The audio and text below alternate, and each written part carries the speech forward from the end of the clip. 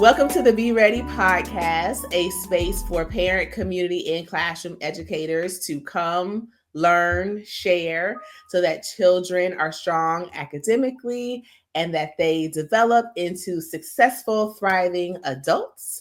This is also March, Women's History Month.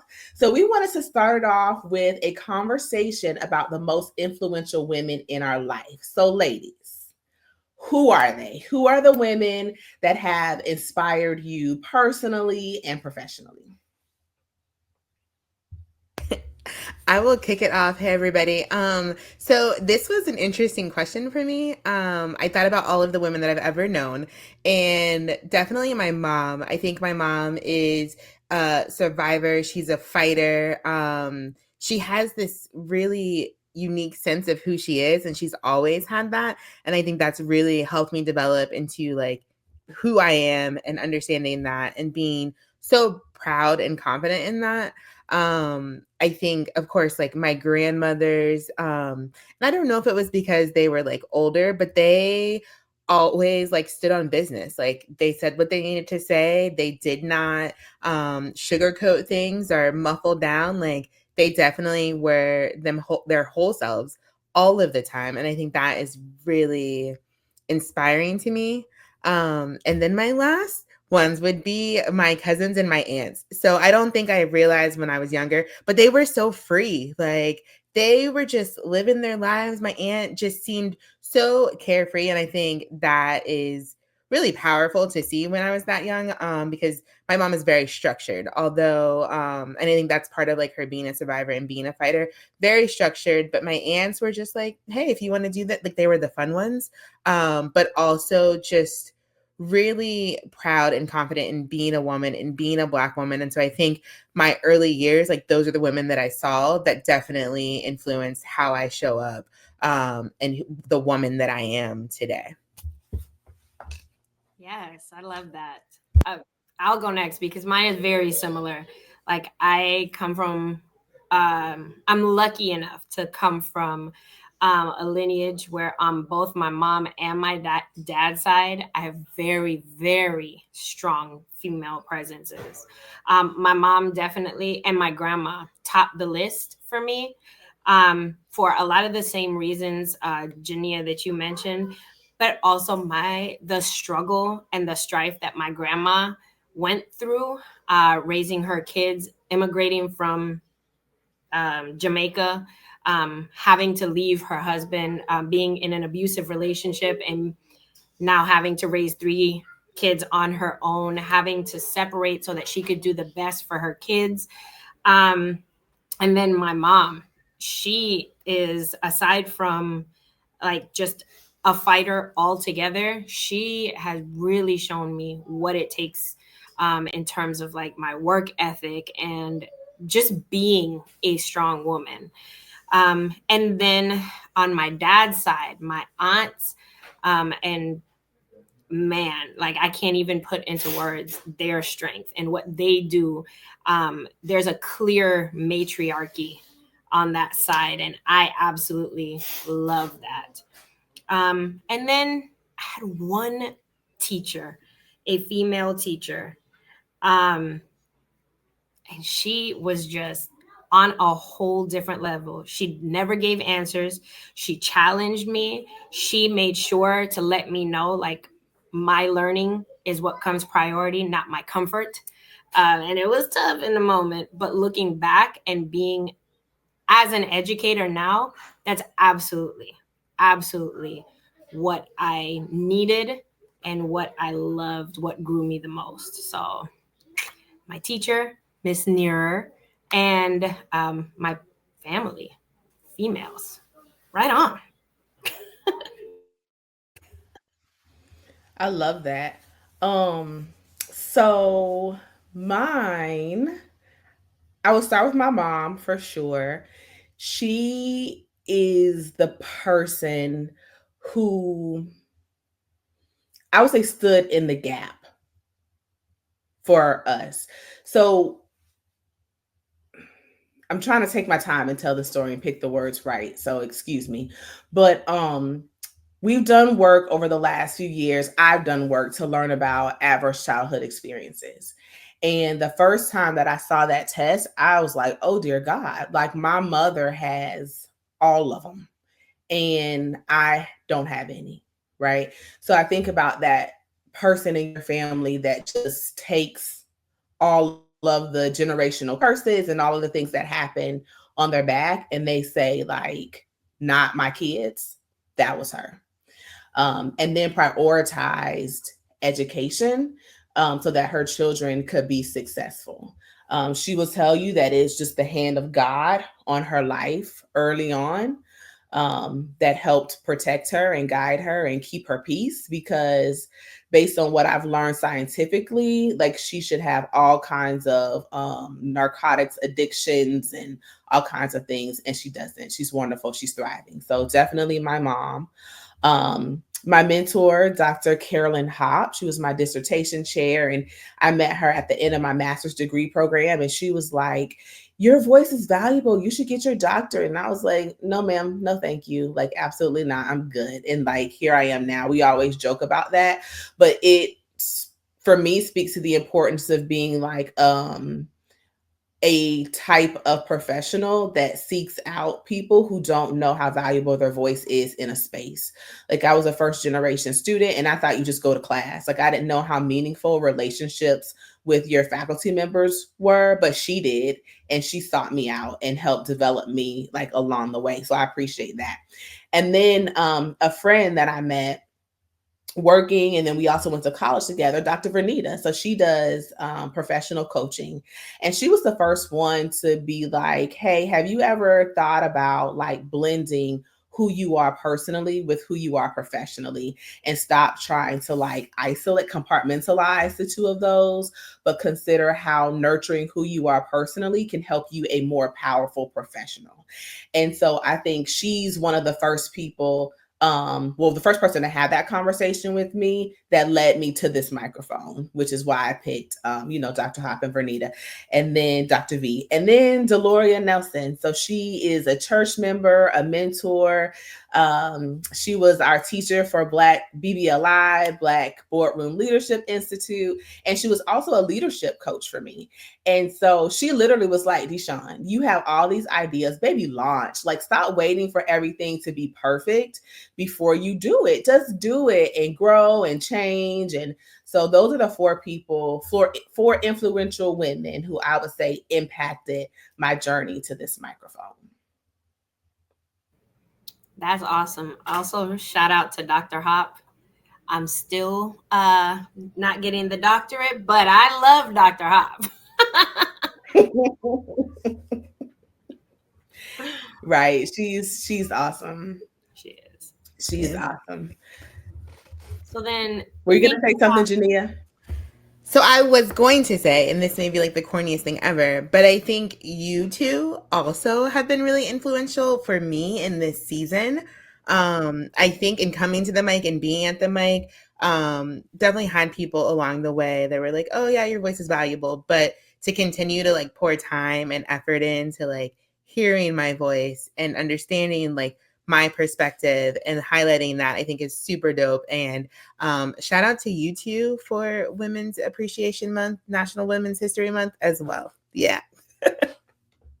Oh, thank you. And I also feel the same way. We talked about this a little bit at the end of the last episode, but absolutely flowers to both of you guys because I said it last time and I say it this time, iron sharpens iron, and I love and appreciate both of your perspectives.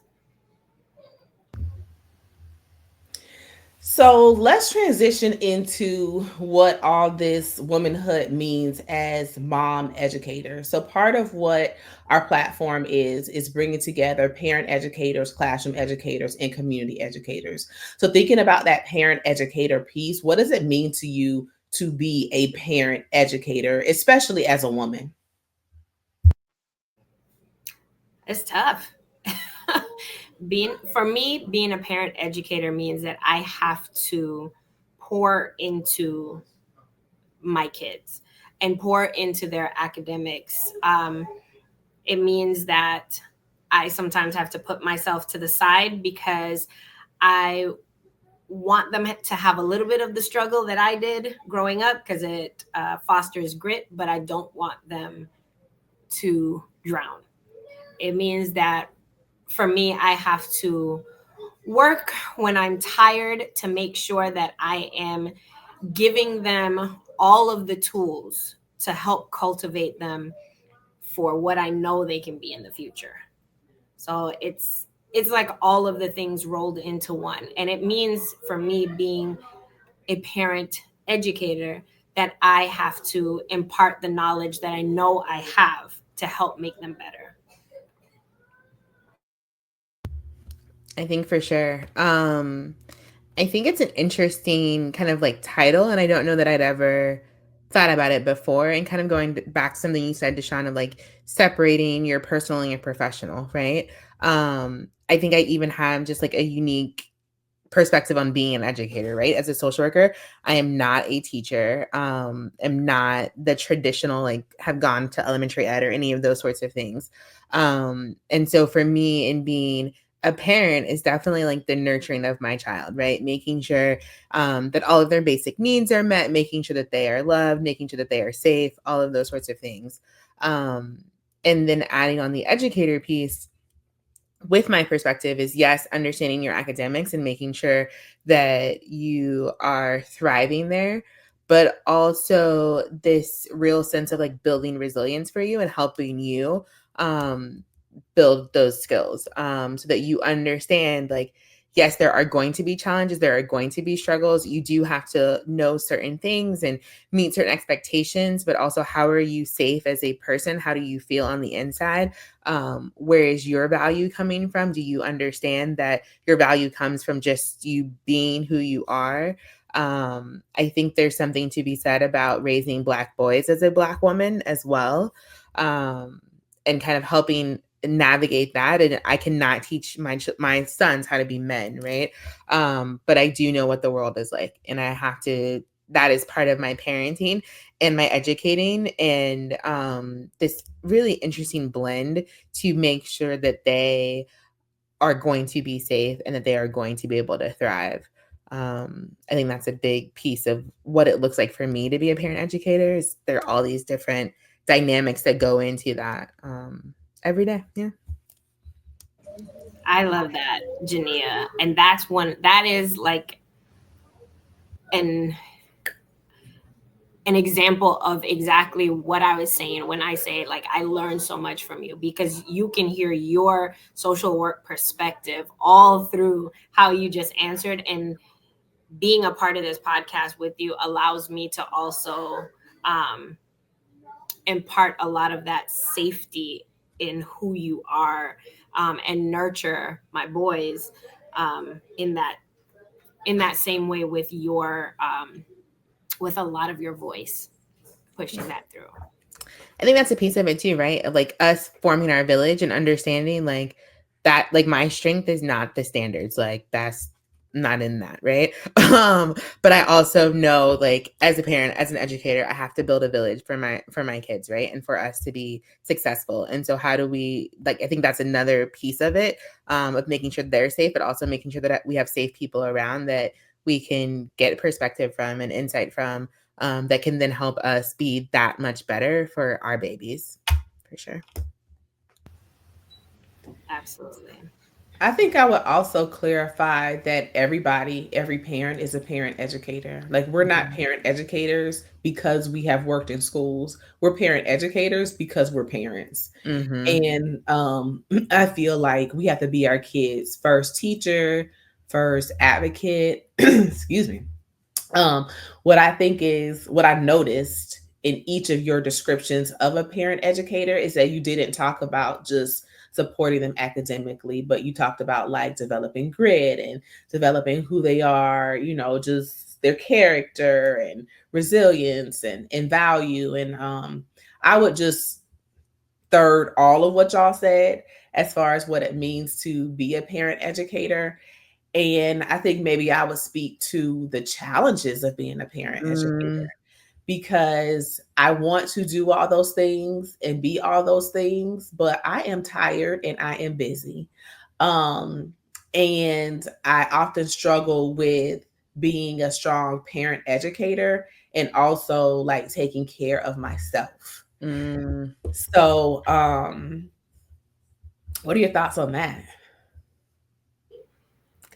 Absolutely. I mean, I 100% agree with you. And I think that's where, like, that's where the thoughts, like, there's the variance between knowing and then actually doing, Mm-hmm. because we all have full-time jobs, we all have like full-time relationships, and we all just want to be fun and like have fun with the kids. We do. um so the challenges therein that come as being a parent educator comes with our want and desire for them to succeed academically and just as a person.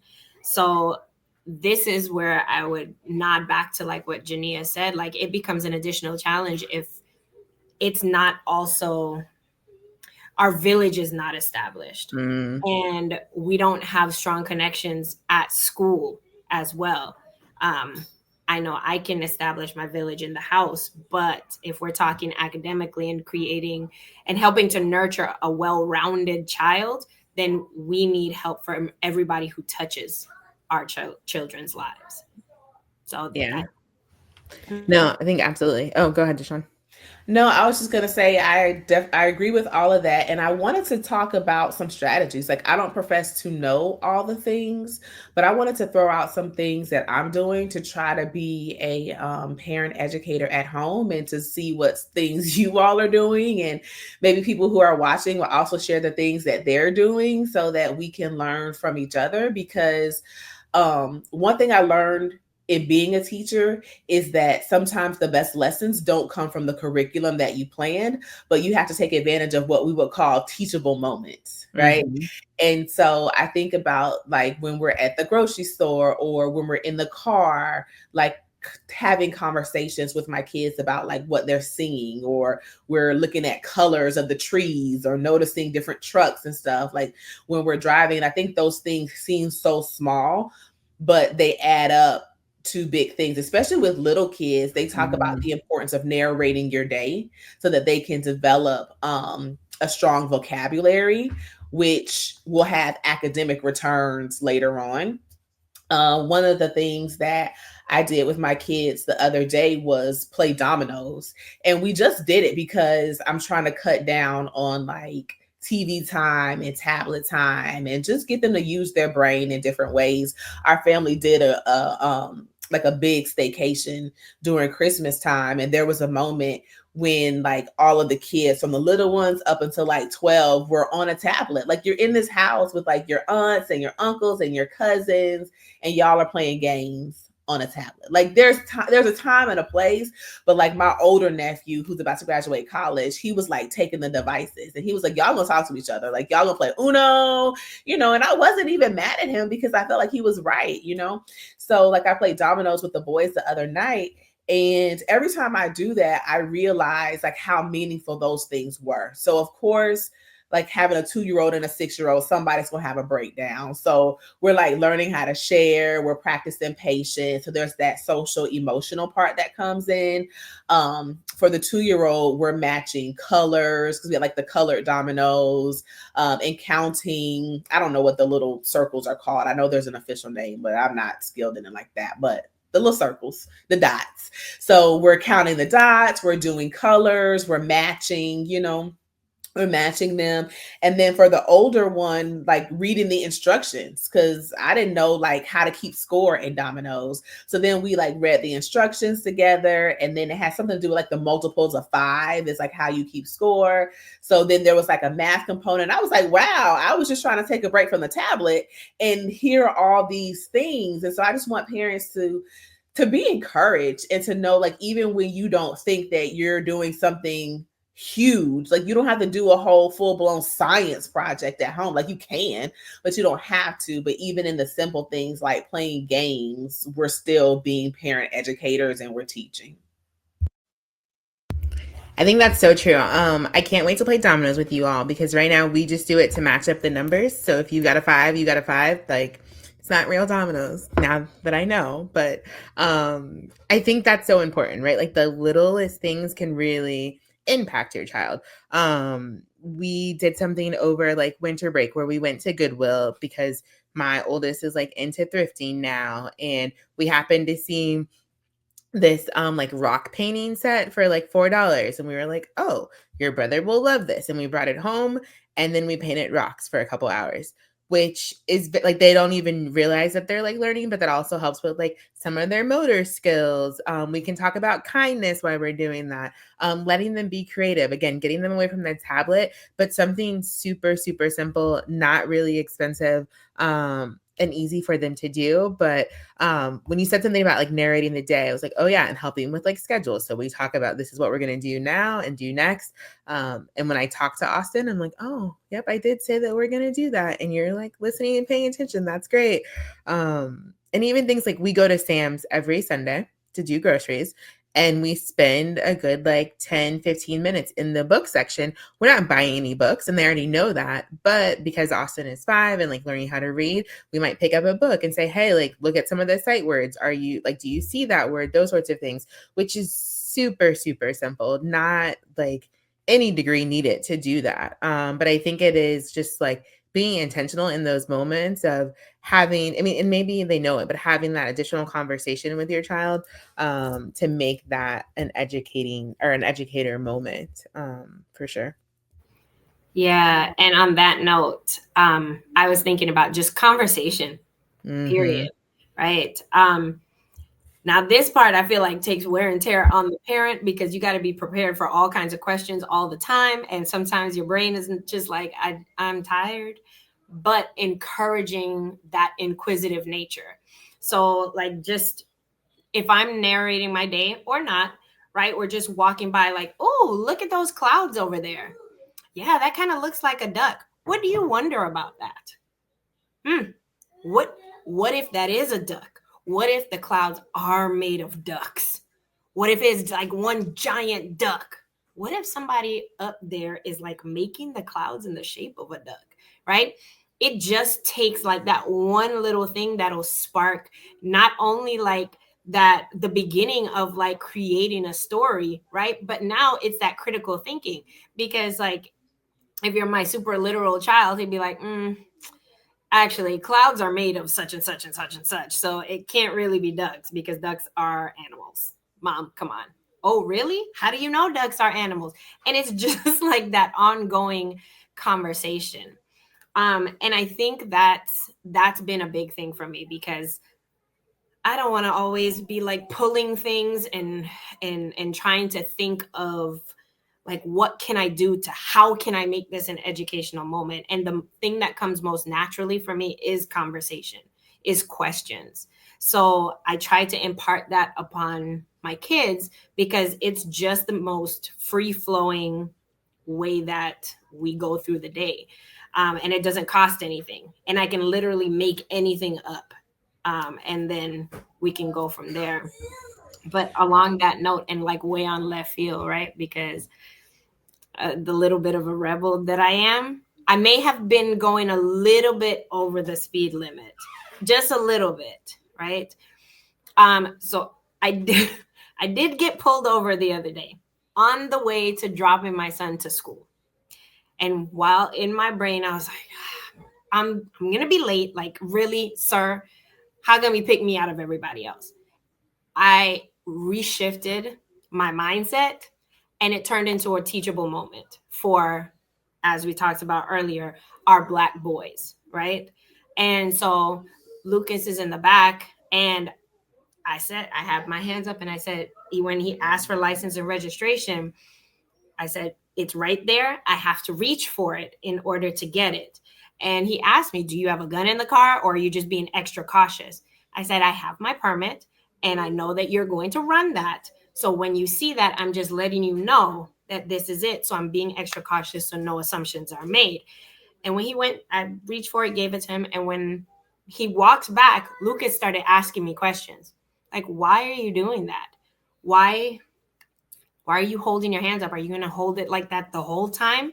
So it became that teachable moment that you were talking about. And even in that situation, my mind is going like, I'm about to be late for work. I do not want this ticket. Like, get off my back. It turned into an opportunity for conversation.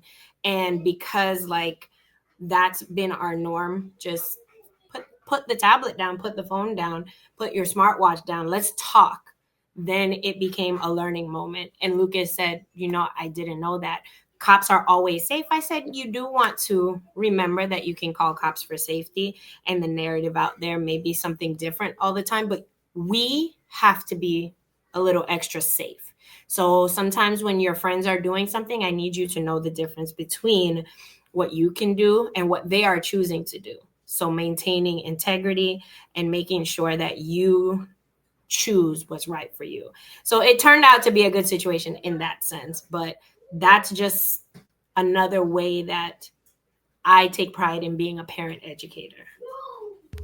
I think that's so good, Camila, right? Because I think as we're talking about it, we're like focusing on like the academic piece, right? And how do I I said sight words and those kind of things. But that just ties it back to every parent is an educator, right? Because we have to teach these real world situations as well. And so I think that was just such a really beautiful way of explaining like all parents are educators, whether you were teaching how to count, how to read, or just how to survive on a daily basis in society. You are an educator and you are a parent educator. Yeah. I like that you mentioned how you are good at conversation. So you lean into the thing that you are good at when being a parent educator. And I think that's important for parent educators to know. Like, you don't have to know everything and you don't have to be good at all the things, but share the thing that you are good at and it matters. Now, my other comment about this is that I am cycling back a couple of episodes when we talked about gun safety. And you said that you had not had the conversation with Lucas about being a gun owner. So did he ask you about that? He did ask me about that, and I told him that I have a permit which allows me to carry a gun, but I did not have one in the car. But truth be told, we were half a block from school. I wasn't going to get into that. And he didn't ask me about it later, so I haven't gotten into it with him again. But it did also bring me back. And I was like, man, he's going to ask about it. I have to like man up and have this conversation sooner than later.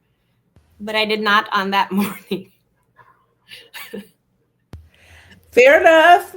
No judgment zone. But when you said that, I was like, oh, wait a minute. I remember something I got to ask. And That would listen, have been and an I'm eventful surprised. morning. I am surprised he did not ask because Lucas catches everything. So he's probably like mulling it over right now. I don't know. Like, how do I approach mom? It was overload. Yeah. So I think our conversations are okay, before I go there, I forgot something I wanted to mention. We talked about how to balance taking care of yourself and being a parent educator. So I found this sticky note I wanted to share. And for whatever reason, I was probably reading some self help resource and it said to write down things that you like. And so I wrote good smelling candles, tea, cleanliness, water, exercise, nature, read. And so it was about the article I was reading was about you can't do everything every day. So write down a list of things that you like with the intent of doing maybe 2 to 3 things off of them each day. And so I'm a checklister and I can feel like if I don't get through my checklist, I didn't have a good day. But I tried to shift it to if I can do a couple of these things every day, then it makes me feel better about my day. And so I wanted to share one of the ways that I blended taking care of myself and being a mom educator. So one of the things is exercise. And I set this goal for myself that every quarter I would move 250 miles. So walk, bike, jog, more on the walking and biking than the jogging, but that's for later in the year. Okay. But how I'm like challenged to fit it in with my schedule. So I prioritize teaching my 6-year-old how to ride a bike. My 2-year-old, he gets on there with them training wheels and phew, he's gone. But my 6-year-old was struggling a little bit. So I taught him how to ride his bike. So that way we can do a few miles in the afternoon. They can ride. I can walk, and it kills a couple birds with one stone, right? Like they're outside playing and exercise, developing their motor skills, and I'm getting activity toward my 250 miles, which helps me physically and mentally. I love that. And then it makes me also think about, because I am one that always like feels like I have to keep going, going, going. Right. I have to work when I'm tired. I have to work when I'm extra, extra tired. And then I have to keep working because I made a commitment to work when I'm like dead. So I like that you came up with a way to get what you needed in there, the self-care for yourself, right? That self-care by also nurturing a need that your child would have. Um, that has to, I have to figure out a balance to that, because as we mentioned earlier, like it does take a village to truly meet the needs of a whole child. But who's going to help, and how am I going to be part of that village when I drop dead because I'm so tired? That part. That's so That big. part. I think that's so big because we all like want to keep going and keep going and keep going forever. But if you're not resting, you're not going to be able to keep going. Like how are we supposed to thrive if we're exhausted? Like we cannot do, like those two things cannot be true, right? And so when we think about self-care, thinking about how do we make that happen? Does it look like, okay, let me figure out something that my child can do while I'm also taking care of myself, like Deshaun did? Like that is a prime example of like we killed a couple of birds with one stone. Like we have figured this out. But I think it's also in how we teach our kids too, right? I don't know that all the women that we just named that we ever saw them taking care of themselves. I know I definitely did not, in maybe my aunts, but I don't know that that was them taking care of themselves either, right? And so that is something that we have been conditioned to do, which makes it then really hard for us to take that moment. But in being true parent educators, like we have to also teach our kids how to take care of themselves. And it doesn't look like the adult just continuing to go, go, go to take care of you, because then when you become an adult, you're going to do that same thing, right? So how do I say, hey, I'm going to do something to take care of myself. You can do something to take care of yourself. And this is an important part of you being like a successful adult and productive citizen. So yeah. Baby, that is a word, Yeah. because yeah, my mom will even tell you now, like she's a giver, she's a nurturer, but like prioritizing herself above everybody else is probably not the easiest thing for her to do. So I'm glad that you called us out on that, because it's needed. Like we always say, oh, you can't pour from an empty cup, but like what does that mean? I think it's also Mm-hmm. broadening the conversation about self-care. Like people will say, Mm-hmm. oh, it's like getting your nails done or getting a massage. And it can be that, those things, if that is your jam. But you know, it can also be sticking for a routine of putting your kids to bed at 8 o'clock so that you can have time to like do you, or you know, it can Mm-hmm. look like a lot of stuff. So I think it's just important to figure out what does it look like to take a break, and for your kids to see you taking that break, Mm-hmm. so that they can learn to do that too. I don't necessarily know what that looks like for guys, because you mentioned before, like I can't teach my boys how to be a man, but I think about, especially with Women's History Month, that phrase that we see, like strong women, may we be them, know them, raise them, or I don't something want to be like strong that. anymore. But also like, Burning the what do you kids. say? I don't want to be Burn strong the anymore. I just cake. want to chill. I'm with it, but I also just I chill. think about how do you teach boys to love them and respect them Yeah. and nurture, and you know, like be Yeah. a true support system. Yeah. I think it's interesting, right? So I thought you were going somewhere else with that question of just like teaching boys like the self-care part, right? As a woman.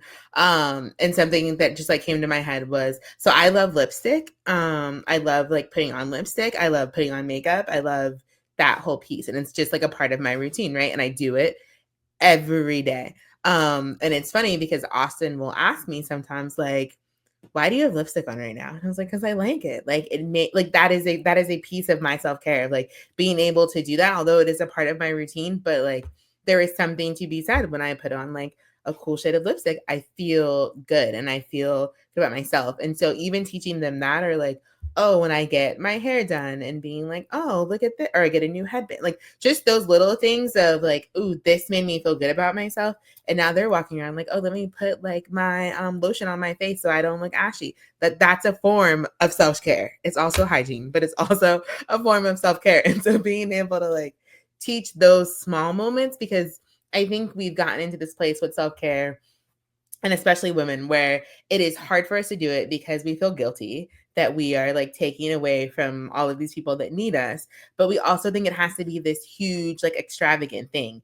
And it does not. Like it just has to be something where you're pouring back into yourself, whether that is like going for a walk, whether that is putting on the lipstick, making sure you put on your earrings, like combing your hair. Like those are all pieces of self-care. And so you just gotta think about how you fit those in the day. And it can be, I've got a moment of stillness where I'm just not going to let anybody bother me for 2 minutes. That is a piece of self-care. And those small things add up over time. Listen, I just want to thank both of you guys for validating me, because I don't think you realized it. Like it just clicked for me when you were talking first, Deshaun, when you were like, maybe it's the structure that you keep, because if I do all the things and I'm done by 8 o'clock, then I can just relax. That is so, so true for me. And it is something that Lyndon struggles with because he's not as structured as I am. So it then becomes something that I struggle with because I don't want to be too structured. But then I just realized like I need that structure because I'm going, especially with the cognitive load of what I do on a daily basis. I am exhausted even when I'm just sitting at the computer writing curriculum. It is a lot. So if like I get off at 3 o'clock instead of 4, baby, I am driving at a regular speed home so that I can hurry up, get the dishes out. I'll put the dinner together. Don't do me. I drive at a regular, normal speed. Okay. That's not what the officer said. But That's that not was what the just that one officer time. said. That's not what I've said. I've known you for a while. I've been in the car with you, and you're not driving at a normal speed. But Is that okay, not a I'm gonna turn game my to mic beat off. the GPS? Is that not? It definitely is. And thank you. But like I'm like, let me hurry up, unload the dishwasher. I'll set everybody's dinner up, put it in the microwave. Boom, pickups done. Lucas is like, why are you picking me up so early, baby? Because I just need to like do all the things then chill. And so hearing you say like that structure is essentially my self-care. And like it is so, so, so valuable for me and validating for me to hear that, because I get a lot of flack for it. Like being too structured, like in that sense. And then Jania, when you mentioned like just doing the little things, like for me, like just a little piece of like when I get home, I just want to sit for a second. I don't want to have any conversations. I don't want to help anybody with homework right now. We'll get to it, but just give me these 15, 20 minutes while I'm like changing out of my work clothes. I'm decompressing. My brain is cooling down, and now I can sit and function. So, thank you. And I hope the producer of this show is listening. Damn! Said, wait a minute. Wait a minute. I love it. So on that note, speaking of your village, just love. Oh yeah. Yeah. No, but like, so I wanted to bring it back to the village and us talking about the village, and thinking about who is in that village, right? And I know, Camila, you had said something about like your immediate village, maybe like your family and stuff. But I think there's also something to be said about like school and how like they engage families and support families through that. And that can look like a lot of different things. But I think very simple is just communication, and making sure that you are sending communication to families, whether that is what you guys are learning this week, what events you have going on in school, because sometimes that can be self-care. I know we've had events where we've had dinner, and some sort of like curriculum or something of that sort, right? And that means I don't have to worry about dinner that night, and my child is going to learn something. That gives me peace. Like I can take you to this event where you're able to be with your friends, I'm able to connect with your teachers and those sorts of things. And now I can check a couple of other things off of my list. But I think the communication piece from school is so, so important. And I think sometimes as educators, we struggle with reaching out to families for whatever reason it may be. But just send information. Send when students are having a great day. Send what's going on in the classroom, what's going on in the school. Figure out ways that you can keep communicating with parents, even if they're not communicating back. But I think that is so valuable and so helpful for a lot of parents so that they even just kind of know what direction to go with supporting their child at school. I agree with that, and I appreciate you like taking the conversation in the school direction because that's part of the focus. But I do, before I piggyback on that, I gotta go back to Camila's conversation real quick. Only Watch because out, Linden. Watch out. Watch out, Linden. no. Listen, I have no shots will be fired from me toward Lyndon. He produces this podcast, and there is nothing but love for my brother. Period. Period. Ever.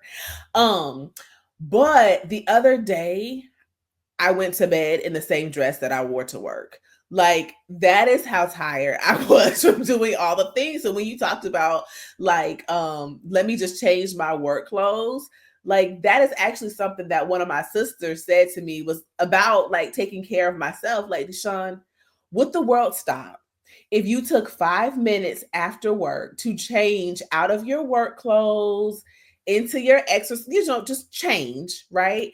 Um, before you got to like homework and outside and cooking dinner and stuff like that. So I appreciate you saying that, but also wanted to say like you are not alone, and whoever else out there just gets into the motion of taking care of the house and does not change out of their work clothes and then sleeps in their work dress. I hope it's not just me. Like it happens sometimes. But Okay, wait. Also, before you go back to say what you're actually gonna say, also, I just want to say Lennon is a strong part of my village. And he gives me flack for my structure and like wanting to be routine all the time. But he is always there in my corner and always there to say, hey, you can ask daddy too. Stop calling mommy's name. Like, he did it just, we were filming and Lucas came to ask about Pediasure. Like, that is right there. So he does a really great job with that also. So he is definitely a strong part of the village. But I would appreciate no more flack from my routines. Thank you. I love it. So I'm gonna go back to the school piece because Jania mentioned how schools could support with communication. I just want to add real quick that I also think they could support with meaningful homework. And I know that this is a longer conversation, but sometimes I feel like if the homework that's given could help like build community at home, like support learning at home, support healthy families, healthy relationships, and align with the curriculum, I think that would be really helpful. So like an example would be like if my preschooler, not to even have homework, but like if their colors are red for the week and the number that they're learning is 7, right? Like, can you find 7 things in your house that um, are red? So like just kind of making the schoolwork an extension, making the homework an extension of what happens in school and structuring it so that it helps build community in the home. So like go on a nature walk and draw a picture of something you see. Like, can that support the science lesson? So I think I agree with you wholehearted. But I think, and I know that there are a lot of different layers to it. First, I think starts with teacher mindset. But I think sometimes their mindset is stuck in, well, administration says I have to have grades. So I need this ideal of old school homework, numbers 1 through 10. You have to complete it. You have to have something to turn in there. What you're asking for, Deshaun, is completely valid, is something that is going to actually in the long term be way more valuable of complete more than completing these 10 questions. But it is more subjective. It takes a lot more time for teachers to develop that and score it and grade it for 2023 kids.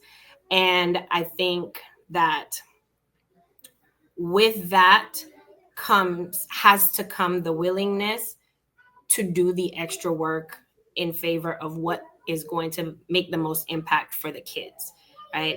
um and like I said, like it's proven, it's not just the memorization. Them reading from a reading log or reading to complete a reading log is not even going to have grounding for them unless there's conversation with that. Them completing, oh god, the worst ones, like copy over your spelling words 5 times each, has absolutely no basis in the science of reading, of them even being able to learn and know. Because what was the point of spelling tests? So that we could recognize the spelling patterns and we could essentially spell all words.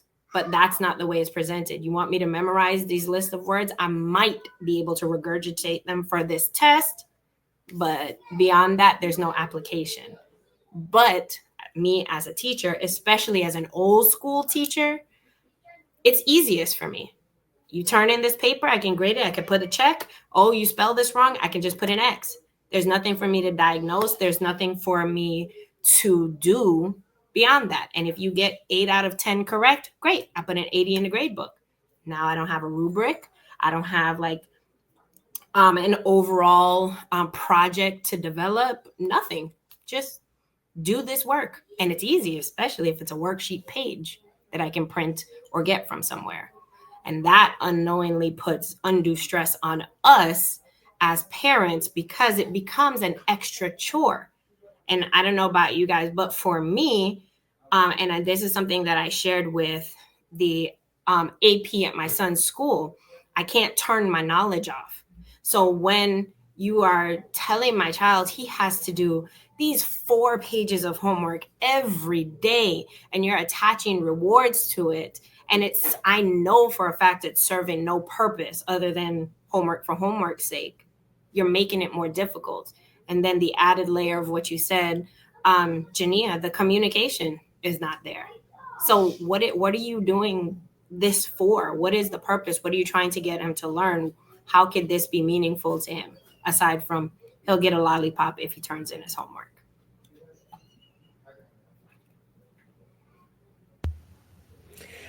Well, I think that opened up a little bit of a can of worms. So probably a deeper conversation for another day. But definitely time for us to wrap this up. But it's been a great conversation with y'all talking about, influential women, mom educators. What does that mean? What does it look like in our lives amid our busy schedules? And I know we're not the only ones that are trying to juggle all the things. So I hope that people are able to find ideas and inspiration, and that when you listen to this and you have an idea, please share it with us, because we want to use your ideas too, because we can use all the ideas from from everyone in the community so that we can thrive together. So thanks for listening. Please like, share, subscribe. You know what to do, and we'll see you next month.